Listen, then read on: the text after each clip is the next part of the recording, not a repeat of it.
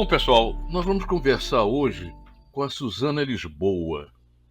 A Suzana é uma pessoa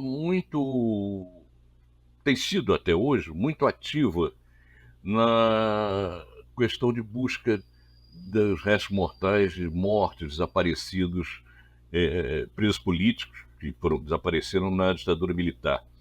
Ela foi casada com Luiz Eurico Terreira Lisboa, que foi preso e, como preso, desapareceu em 1972. E a Suzana, se eu não me engano, foi a primeira pessoa, o primeiro parente desaparecido político, que conseguiu localizar os restos mortais do seu familiar. Ela conseguiu que no cemitério de Perus, em São Paulo, em meio a sacolas com ossos de indigentes, montanhas de ossos lá, ela conseguiu identificar e comprovar que o Luiz Eurico, seu marido, estava lá. Tinha os restos mortais lá. Ela fez parte da comissão especial de mortos desaparecidos, que fez um trabalho muito interessante, muito importante, mas que foi interrompido pelo governo Bolsonaro, né? Essa comissão, em geral, o trabalho de familiares, recuperou a história de mais de 400 militantes políticos. Foram vítimas da ditadura militar no Brasil e desapareceram. Estavam sob a guarda do Estado e desapareceram. Desses aí, se eu não me engano, ela pode confirmar esses números, mais de 130 foram reconhecidos nomeadamente pelo Estado brasileiro como tendo desaparecido depois de presos. Mas, Suzanita, eu queria começar com um tema abordado um pouquinho aqui nessa introdução, que é o seguinte: foi um compromisso de campanha do Lula, já o Lula 3 agora, retomar a Comissão de Mortos Desaparecidos. Você foi representante de parentes de desaparecidos aí em várias dessas comissões, foi várias vezes ao Araguaia, inclusive, na busca de elementos para tentar localizar os presos que foram mortos. Quer dizer, como é que foi essa história? O Lula assumiu de fato esse compromisso e aparentemente esqueceu dele? Cid, prazer estar aqui contigo. Olha, eu fiz parte dessa comissão de 95 a 2005, né? Essa lei foi criada pelo Fernando Henrique, ficou conhecida como Lei dos Mortos Desaparecidos, foi votada pelo Congresso Nacional, e o anexo da lei reconhecia a morte de 136 desaparecidos políticos. Tinha um equívoco, então, na realidade, são 135 que foram reconhecidos, e criou essa comissão para examinar novos casos. Na época, a gente fez críticas muito fortes à lei, eu achava que a gente nem deveria participar dessa comissão, e acabei virando representante dos familiares por 10 anos. Saí em 2005, quando eu vi que não ia ter andamento a abertura dos arquivos e outros compromissos nesse sentido que eu achava que o Lula ia cumprir. A comissão continuou existindo até que o Bolsonaro, antes de sair, fechou a comissão. A fala de posse do ministro Silvio Almeida nos emocionou muito, exatamente pelo compromisso assumido de dar continuidade a esse trabalho. Também o ministro da Justiça, quando esteve no golpe, nas comemorações do golpe do Chile, ele, inclusive, chegou a dizer que, em outubro, na data da morte do Herzog, a comissão seria instalada, e até hoje não foi. E é lamentável, porque essa história não pode ficar debaixo do pano, né?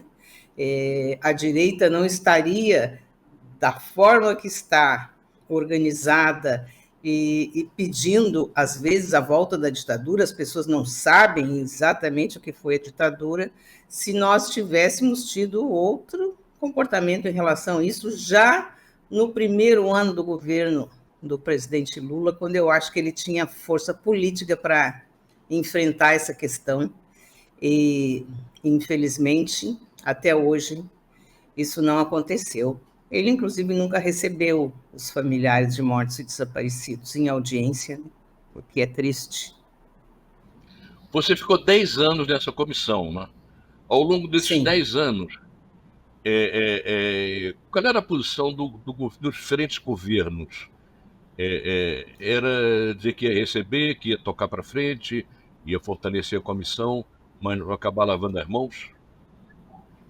Olha, o Fernando Henrique, quando criou essa comissão, eu tenho a sensação de que ele não tinha a dimensão de até onde ela iria atingir. Ela inicialmente foi presidida pelo Miguel Reale Júnior, que teve uma amplitude grande, né, na sua análise da comissão, mas os arquivos não foram abertos. Então, apesar da comissão ter poderes para solicitar, investigar, etc. e tal, os órgãos de segurança simplesmente não respondiam. Apenas a Polícia Federal entregou um dossiê sobre Lamarca e Yara, que mostrava fotos, né, dos corpos deles, apesar de que não dava o laudo da Yara direito, etc. e tal, mas apenas isso a Polícia Federal entregou e os arquivos nunca foram abertos. Essa foi, eu acho que a maior decepção, porque eu tinha certeza absoluta que eles iam ser abertos, né? E, pelo contrário, não foram. Houve uma situação na base aérea de Salvador, quando apareceram documentos. Isso eu acho que era o primeiro ou o segundo ano do governo Lula. Primeiro ano do governo Lula. E não houve investigação. Quem foi punido foram as pessoas que denunciaram, porque entraram inadvertidamente dentro da base, nem sei se isso teve andamento. E é lamentável, né? Porque foi o Estado brasileiro que torturou, matou e desapareceu com essas pessoas e criou mecanismos para o desaparecimento. E era o Estado brasileiro que tinha o dever de trazer essa história a público, né? No caso, a comissão só examinou casos em que os familiares fizeram requerimentos e apresentaram informações. A lei dizia que o governo tomaria providências para achar os desaparecidos se tivesse indícios, ou seja, nós tínhamos que apresentar indícios. Eu acho que o grande saldo positivo dessa comissão foi provar que a ditadura militar mentiu nas suas versões de suicídios, atropelamentos, tiroteios. Os familiares tiveram que provar, e nós juntamos provas. Foi essa documentação que a Comissão da Verdade acabou utilizando, né? Evoluiu muito pouco além do que a gente fez. No tempo da ditadura, quem tinha, de fato, arquivos sobre a repressão política eram as forças militares. Eram Sim.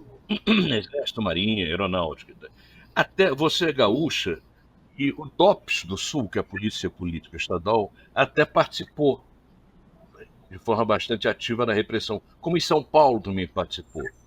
Eu, embora não tenha nascido no Rio, moro no Rio, sempre morei no Rio, o DOPS no Rio era um lugar que as pessoas se recuperavam das torturas sofridas no DOI-CODE e faziam depoimentos lá para cartório, alguma coisa formal. E eu consegui, no meu caso, fiz requerimentos, entrei, pedi aqui, habeas data, aquilo outro, eu consegui fichas a meu respeito. Agora, era uma bobajada só, não tinha nada de importância. Pra você ter uma ideia, Suzana, tem uma ficha minha, com foto, tal, impressão digital, e que afirma, veja só, eu, uma pessoa tão tranquila, diz que eu era uma pessoa de alta periculosidade, muito perigoso, vírgula, devido à sua alta periculosidade. Era esse o grau de indigência. Eu tenho essa ficha comigo, mas é o grau de indigência das fichas do caso do DOPS do Rio, que não tinha nesta época, não tinha uma função de repressão mais ativa. Agora, efetivamente, a questão da abertura dos arquivos, você deve conhecer a experiência da África do Sul, em que os arquivos foram abertos pelo Mandela, e ele, inclusive, se propôs a anistiar torturadores, mas que comparecessem aos tribunais confessasse o que foi feito, e isso era cotejado com os arquivos, etc., porque o objetivo maior dele era chocar a sociedade sul-africana e inibir a volta dessa barbárie. No caso do Brasil, quer dizer, a questão de abertura de arquivos foi colocada desde o início, mas não caminhou nada, né? Não caminhou nada. As pessoas reclamam quando eu digo isso, mas para mim é a pura verdade. A primeira pessoa a abrir arquivos foi o Collor, que entregou ao Estado os arquivos da Polícia Federal do Rio e de São Paulo, da polícia, que estavam na Polícia Federal, então os arquivos do DOPS, que estavam na Polícia Federal do Rio e São Paulo, ele devolveu aos estados. E assim foram abertos. Os primeiros arquivos foram do DOPS. Só para depois eu não esquecer, a última vez que eu estive no arquivo do DOPS do Rio de Janeiro, que eu nunca fiz pesquisa ali, mas eu fui visitar o arquivo, na época da Comissão da Verdade, tinha muito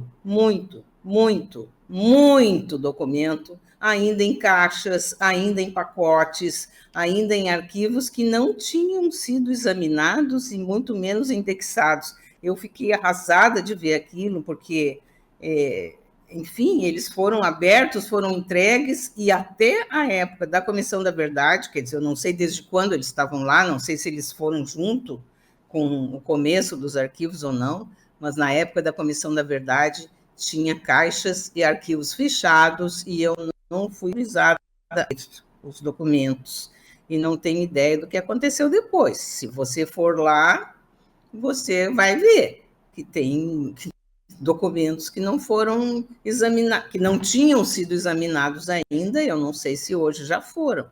Os arquivos dos ministérios militares, olha, os familiares visitavam todos os ministros da Justiça desde a época da ditadura. O Maurício Correia, quando era ministro da Justiça, era governo Itamar? Bom, não sei dizer. O Maurício Correia era ministro da Justiça, e nós estivemos com ele, como todos. E ele criou uma comissão integrada pelo Ministério da Justiça e pela consultoria jurídica das três armas, Exército, Marinha e Aeronáutica.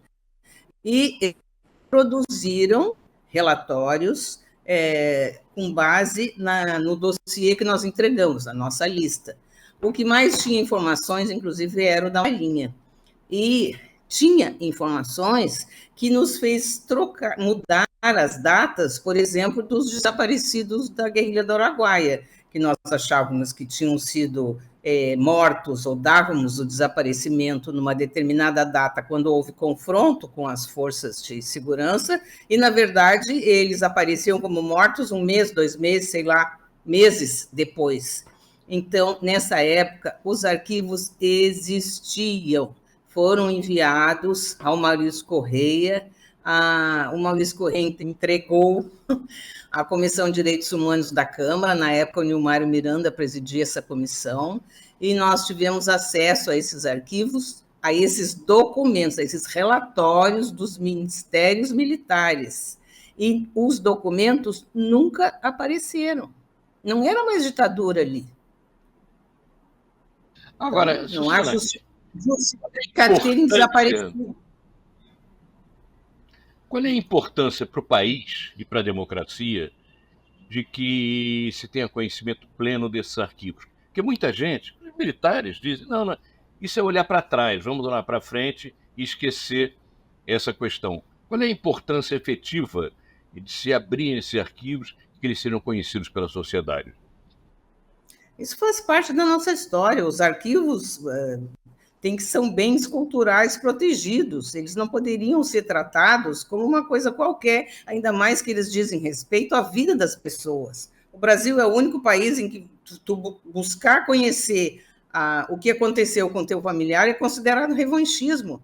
Eu não posso ser revanchista porque eu quero saber o meu marido como morreu, onde está enterrado e quero a punição dos responsáveis. Isso não é revanchismo. Os arquivos contam a história do que aconteceu nesse país. Não é fundamental para nós ter acesso aos arquivos da história desse país, inclusive para impedir que aconteça novamente. É muito triste um país que não tem a mínima responsabilidade com a sua história. Isso não é passado, isso é presente, isso é uma construção para o futuro, para que não se esqueça, para que nunca mais aconteça.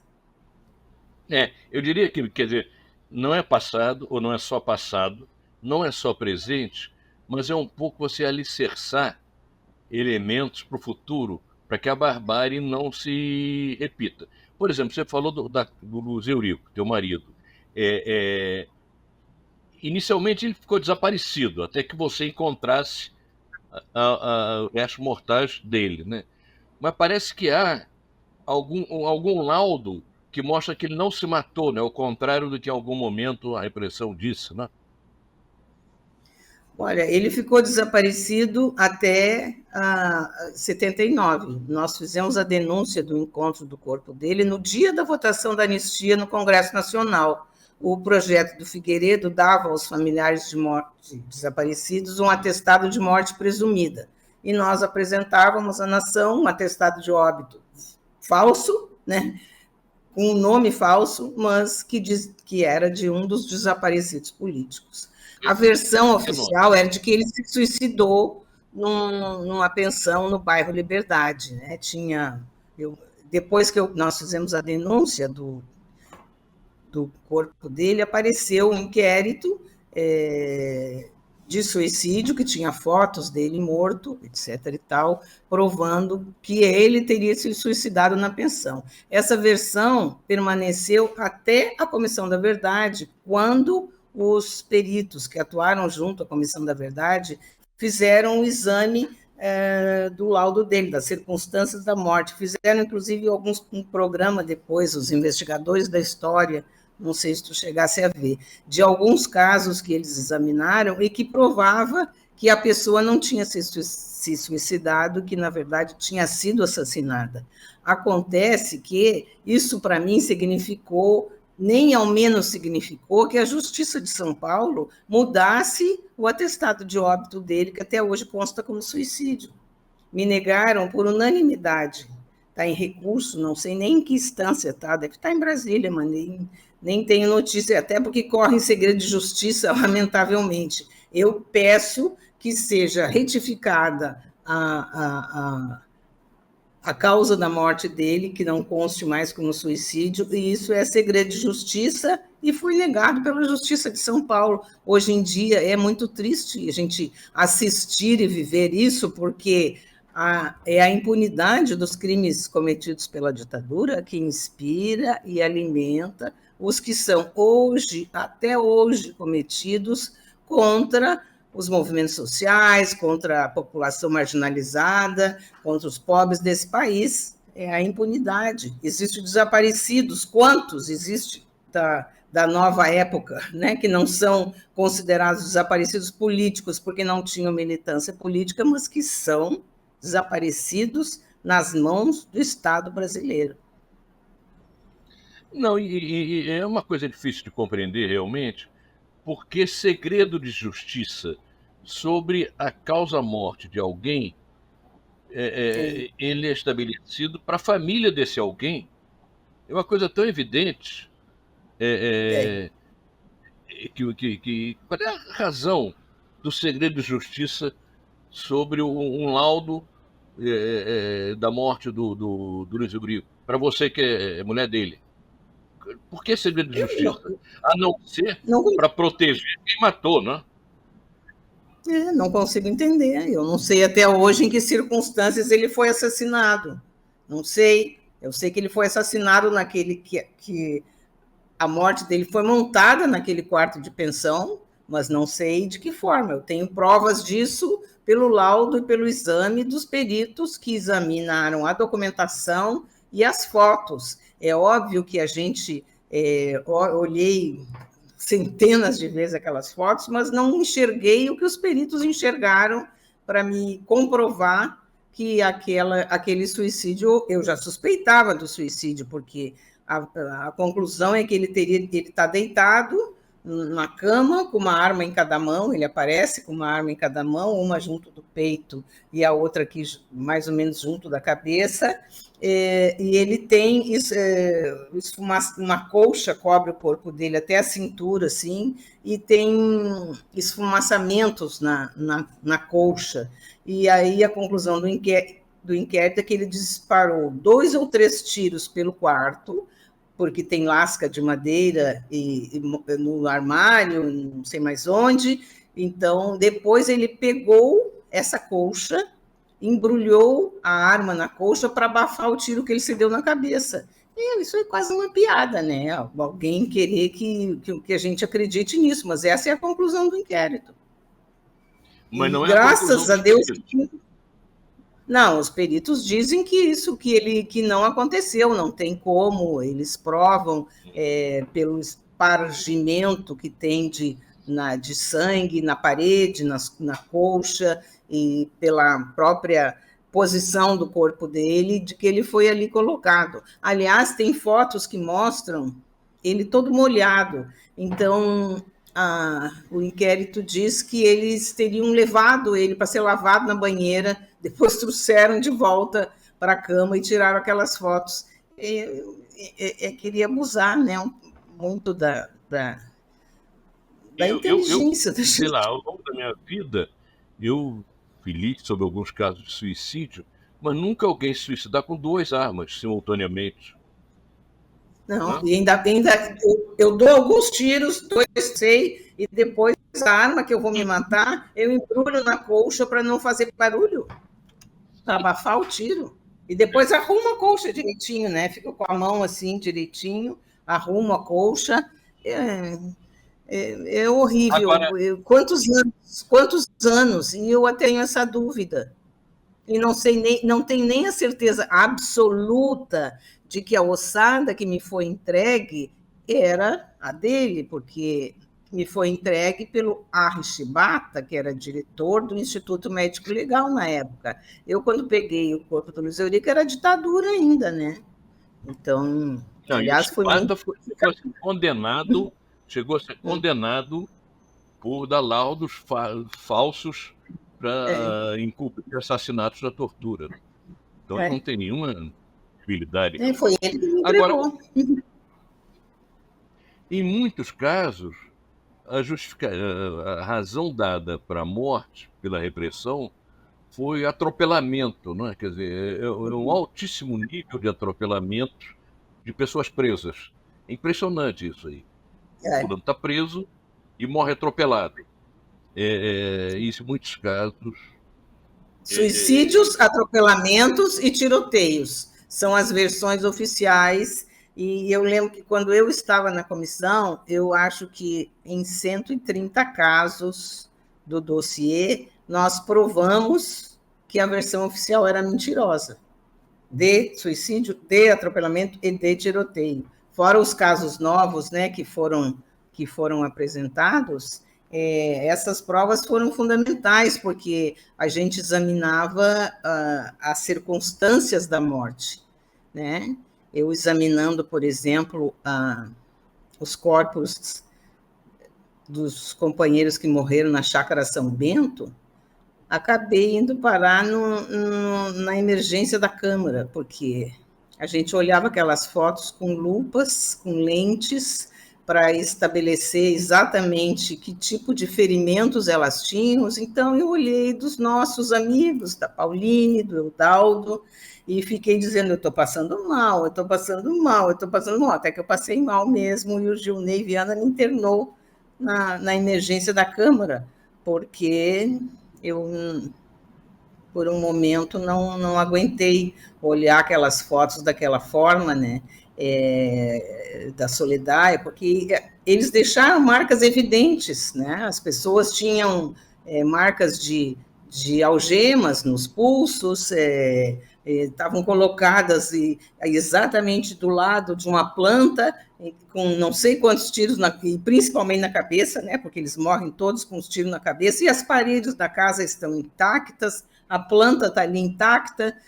como se não tivesse acontecido nada, é muito chocante, né, de ver e de assistir, mas a gente tinha que olhar também os corpos no seu detalhe, para quando levar para aquela comissão, levar com informação suficiente, porque nós tínhamos naquela comissão um general que representava as Forças Armadas, que antes de cada reunião, o general Oswaldo Pereira Gomes, ele ia nos arquivos para consultar o que cada um daqueles tinha feito. Então, às vezes, ele dizia assim, esse mataram mesmo, porque ele matou fulano, matou Beltrano. A gente via que ele tinha acesso aos arquivos, né? E nós tínhamos embates terríveis.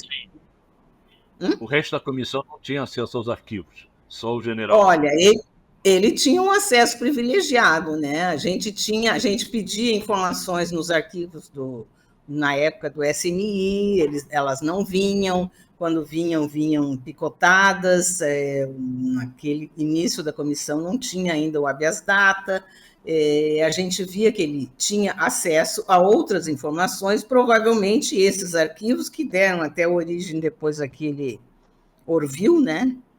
Que é livro ao contrário, que foi o que eles fizeram, a repressão fez para contestar o Brasil Nunca Mais, aquilo ali eles examinaram arquivos. Esses arquivos eu suponho, e na época tinha certeza quase absoluta que o general consultava, porque ele tinha um nível de informação muito grande, assim como nós tínhamos, né? Eu estudava os casos para ir para a comissão, porque tinha debate. Tinha com ele e tinha com outros membros da comissão. Tinha com o doutor Paulo Gonet, né, que hoje está onde está e que, na época, representava o Ministério Público na comissão e que muitas vezes se aliava ao general. Então, nós tínhamos que ter muito conhecimento dos casos, né, para poder defender o nosso ponto de vista, ou tirar vistas, às vezes, dos casos, quando eram indeferidos. O general foi designado para ir examinar, em nome da ditadura, na época, até não me lembro mais quem era o ministro do Exército, para ir no caso do Rio Centro, para resolver o problema que se criou depois do caso do Rio Centro. O general é que foi lá.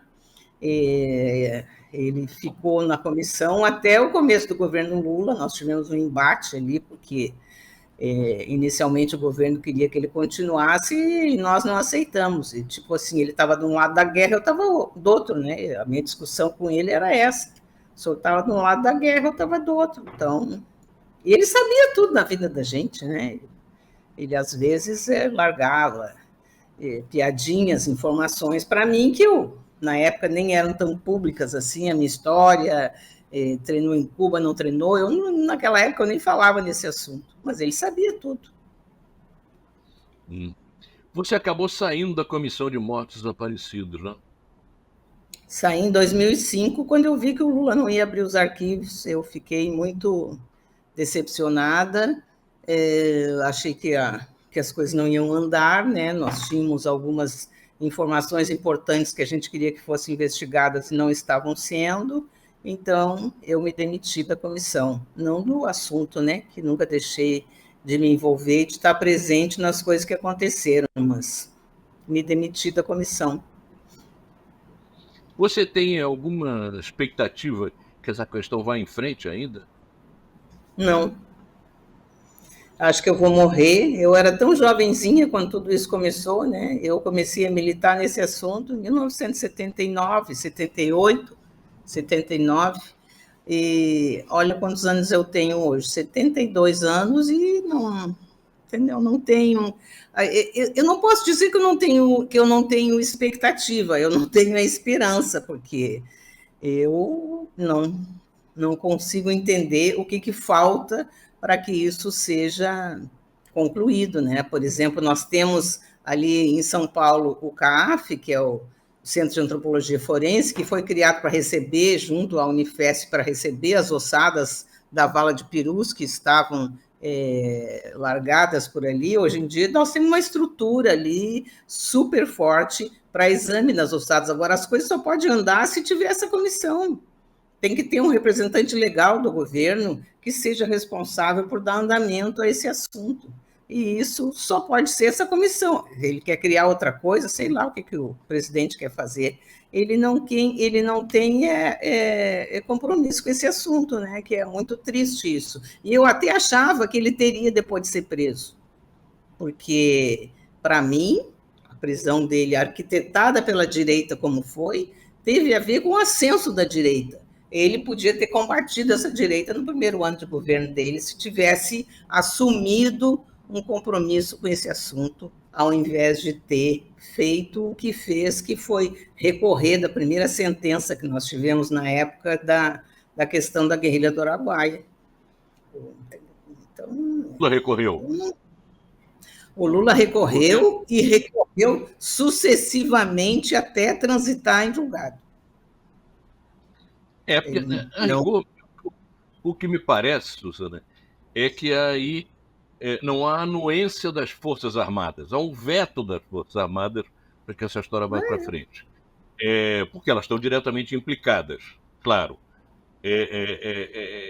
Agora, é algo que para o país, de fato, bom, é uma vergonha, até porque o Brasil assinou tratados internacionais estabelecendo que o desaparecimento forçado de opositores políticos e a tortura são crimes inafiançáveis e que não prescrevem, são imprescritíveis, né? E agora passa ministro, passa presidente, passa os mais diferentes. Eu, inclusive, não creio que o atual ministro dos Direitos Humanos, o Silvio Almeida, seja mal intencionado. Pelo contrário, eu tenho uma boa impressão dele. Agora, isso esbarra no veto dos militares, que desde a proclamação da República se arvoram como donos do país. Você concordaria com essa afirmação? Eu acho que sim. Eu acho que sim, mas é uma questão de vontade política do governo. O Chile não avançou com o Pinochet no governo nesse assunto? Como que os outros países tiveram força para enfrentar os militares com todas as atrocidades que tinham acontecido num período recente, e nós, passados tantos anos e anos, não temos essa força política para enfrentar, porque não tem vontade política. E, para mim, é isso. Tem que ter vontade política nesse enfrentamento que os outros países tiveram e o Brasil não teve. Suzana, acho que você não sabe da história, mas uma vez, num depoimento aqui para a Comissão da Verdade do Rio, era um coronel de bombeiros, mas estava lotado no DOI-CODE. Eu cheguei e ele tinha me torturado, e falei com ele antes, ele estava esperando a hora de ser ouvido, e ele disse: Cid, eu te respeito muito e eu quero o teu testemunho. Eu não te torturei. Você atesta isso? Eu disse: não. Vocês eram 7, 8, 10 caras na sala. Eu estava encapuçado, amarrado, pendurado, levando o chão. Eu não sei quem fez o quê. Ele falou que você estava entre os caras lá. Você me torturou assim. Ele: então tá bom. Então. Quando acabou o depoimento dele, eu puxei o cara para o canto e disse: vem cá, tá aqui meu cartão com meu telefone. Me dá o teu telefone também que eu quero almoçar com você. Ele deu. Almoçamos 2 vezes.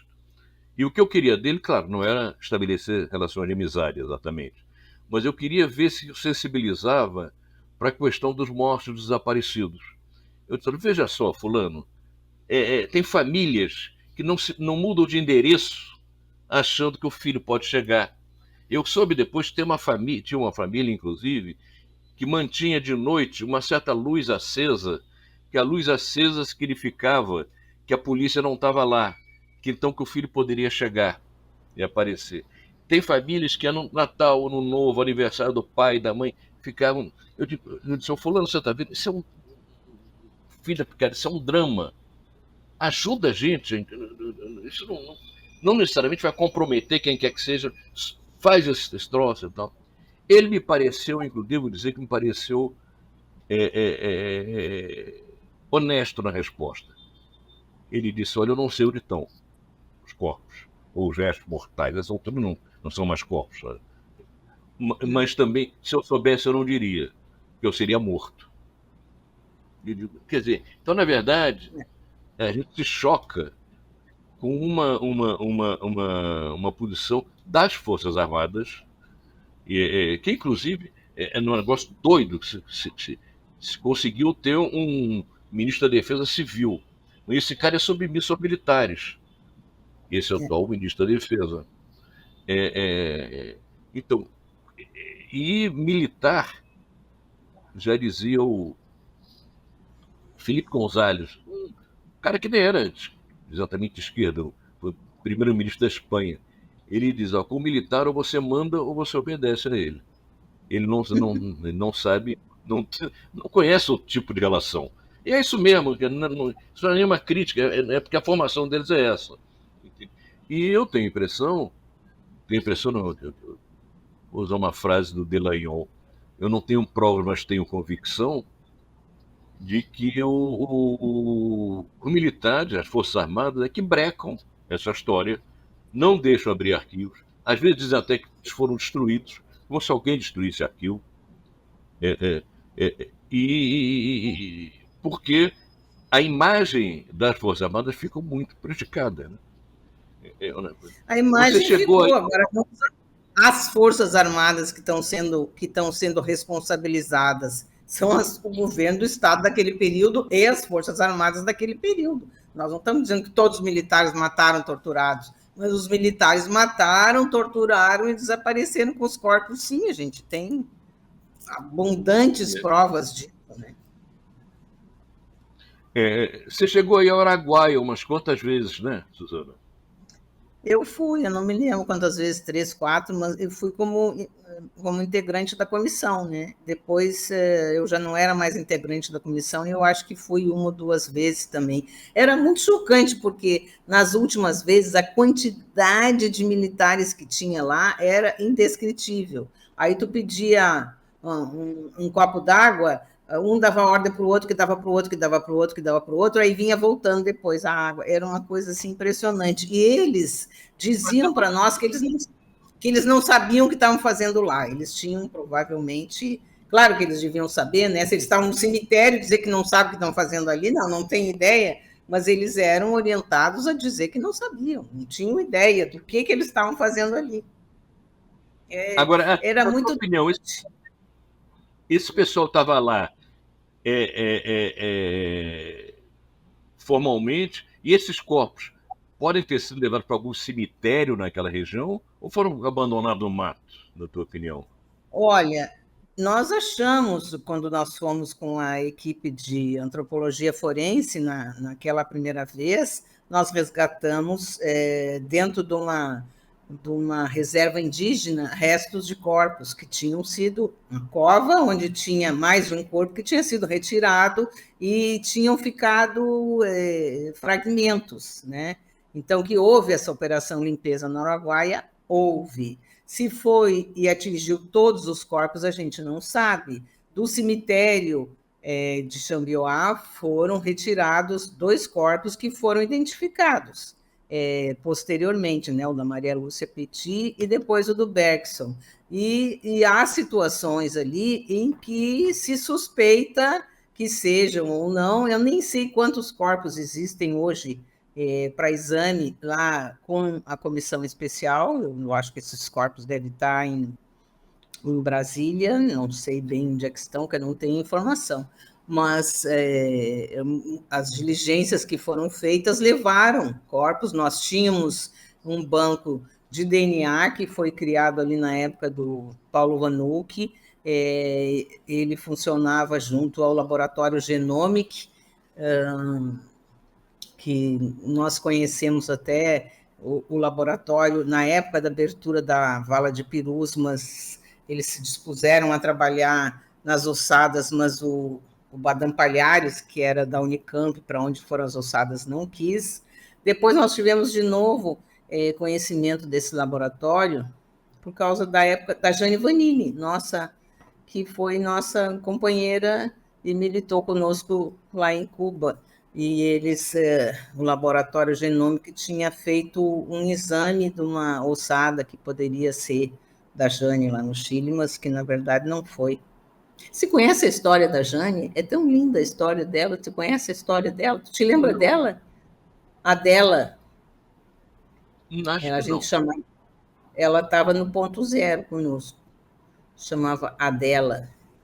Adela e o. Não me lembro o nome. Se eu te mostrar uma foto depois, é linda ela. Eu achei que tu lembrasse dela. Agora, essa questão, se é uma questão em que os militares dão as cartas, na verdade, vem da anistia, vem até de antes da anistia. Mas a própria lei da anistia foi fruto de um acordo, na época era o acordo possível, quando ela anistia os perseguidos políticos e diz também que vai anistiar os envolvidos em crimes correlatos, e considera a tortura e o assassinato de preso um crime correlato. É um absurdo essa história. Você considerar que o suposto crime que cometeu um ativista político, que é contrário ao regime, é correlato ao crime de estupro que uma presa sofreu na prisão, algo sem pé nem cabeça. Mas, Suzana, por fim, uma última pergunta. Até que ponto a não apuração desses crimes da ditadura contra os presos políticos tem influência hoje na violência contra a população em geral e contra a população pobre em particular? Eu acho que tem toda a influência, né? A lei da anistia, por exemplo, excetuou ela não anistiou os chamados crimes de sangue, né? Sequestros, assaltos a banco, mas ela excetuou os deles, dizendo que só aqueles que tinham sido condenados pelos crimes estariam fora. Os presos políticos envolvidos nos crimes de sangue não foram anistiados, foram soltos em função da liberdade, da alteração da Lei de Segurança Nacional, que atenuou as penas e cumpriram liberdade condicional por muitos anos. Cadê o nome dos que foram anistiados do lado de lá? Porque cada pessoa anistiada teve seu nome publicado, nenhum torturador teve. Então, para nós, ele nunca, esse acordo nunca foi feito, entendeu? Nós nunca participamos de acordo nenhum, nunca descobri ninguém que tivesse participado desse acordo. Isso foi uma tentativa da ditadura para nos empurrar goela abaixo. E isso ficou de tal forma introjetado que nós não tivemos o Amarildo depois. Quantos desaparecidos nós tivemos nesse país que exatamente foram mortos nas mesmas circunstâncias, nas mesmas, iguais, entendeu? E tiveram, inclusive, os corpos desaparecidos. Teve um caso aqui no Rio Grande do Sul de um militante do Movimento Sem Terra que foi morto. Eu estava no telefone com um deputado que eu trabalhava aqui, e ele estava dizendo, ele morreu de morte súbita. Morreu de morte súbita, assim como morreu o Zé Maria Ferreira Araújo, que morreu de morte súbita e foi assassinado pela ditadura e é desaparecido até hoje. A história se repete, a história permanece. Esses corpos estão pairando sobre a nossa cabeça e estão exigindo justiça. É justiça que o Brasil precisa ter para impedir que a tortura, os assassinatos e os desaparecimentos continuem a existir. E para finalizar, eu queria reafirmar isso que você está dizendo. Na verdade, esse tema e esse debate não é ficar olhando para trás, não é ficar vendo pelo retrovisor. Ao contrário, isso tem uma incidência direta sobre a construção e a solidez da democracia e a defesa das pessoas. Quer dizer, certamente, se os torturadores e assassinos da ditadura tivessem sido punidos, a história seria outra. Não é que você acabasse inteiramente com a tortura, não é isso, mas a história seria outra. E a reação da sociedade diante dessa barbárie seria muito mais forte. Daí que não é à toa, quando nós resolvemos fazer essa série sobre, aproveitando o aniversário da ditadura e sobre questões relevantes desse tempo, é que houve essa preocupação em inserir algo sobre desaparecidos políticos, sobre o assassinato político de opositores e tal, que é algo realmente inadmissível e algo que não rima de jeito nenhum com democracia. Uma democracia razoavelmente sólida não pode conviver com isso e de certa maneira, o futuro da tortura está ligado ao futuro dos torturadores. Quando se começar a punir torturador pela tortura, ela pode não acabar inteiramente, mas vai diminuir muito. Com certeza. Não há democracia onde há desaparecidos políticos.